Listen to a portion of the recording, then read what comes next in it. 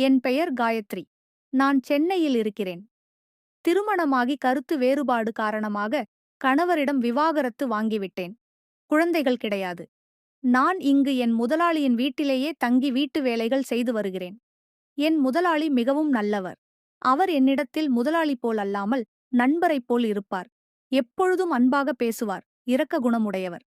ஒரு நாள் என் முதலாளி அம்மா அவர்களின் அண்ணன் திருமணத்திற்காக சொந்த ஊருக்கு சென்று விட்டார். என் முதலாளி இங்கே மளிகை கடை வைத்திருக்கிறார். அதனால் அவர் போகவில்லை. அன்று ஞாயிற்றுக்கிழமை மளிகை கடை லீவு. முதலாளியும் நானும் பேசிக் கொண்டிருந்தோம். அப்போது நான் முதலாளியிடம் சொன்னேன், நீங்கள் எவ்வளவோ உதவிகள் எனக்கு செய்திருக்கிறீர்கள். நான் கடன் பிரச்சனை இல்லாமல் இன்று சந்தோஷமாக இருப்பதற்கு நீங்களே காரணம். உங்களுக்கு ஏதாவது கைமாறு செய்ய வேண்டும் என ரொம்ப நாளாக நினைத்துக் கொண்டிருக்கிறேன். எனக்கு ஒரு வாய்ப்பு கிடைக்குமா என கேட்டேன். உடனே முதலாளி சிரித்துவிட்டு, நீ எனக்கு என்ன கைமாறு செய்யப் போகிறாய்? நீயே வீட்டு வேலை செய்து குடும்பத்தை காப்பாற்றுகிறாய். பேசாமல் இரு என கூறினார். இருந்தாலும் எனக்கு மனசு கேட்கவில்லை. முதலாளி என்னால் பணமெல்லாம் கொடுக்க முடியாது. இருந்தாலும் உங்களுக்கு ஏதாவது சாப்பிட கொடுக்கலாம்னு நினைக்கிறேன் என சொன்னேன். அப்படியா, என்ன சாப்பிட தரப்போகிறாய் எனக் கேட்டார்.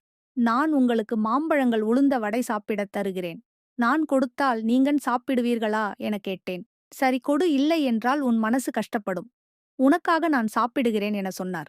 பிறகு அவருக்கு மாம்பழங்கள் சாப்பிடக் கொடுத்தேன். சுவையாக இருக்கிறது என சொல்லி சாப்பிட்டார்.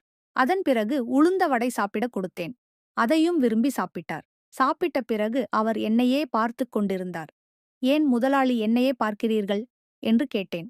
என் மனைவி கூட எனக்கு இப்படி சாப்பாடு பரிமாறியதில்லை. நீ கொடுத்த உளுந்த வடை மிகவும் சுவையாக இருந்தது. எனக்கு ரொம்ப பிடித்திருந்தது என சொன்னார்.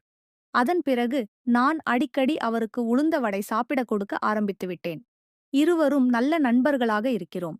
இந்த நட்பு இப்படியே தொடர வேண்டும். பிடித்திருந்தால் லைக் மற்றும் சப்ஸ்கிரைப் செய்யுங்கள்.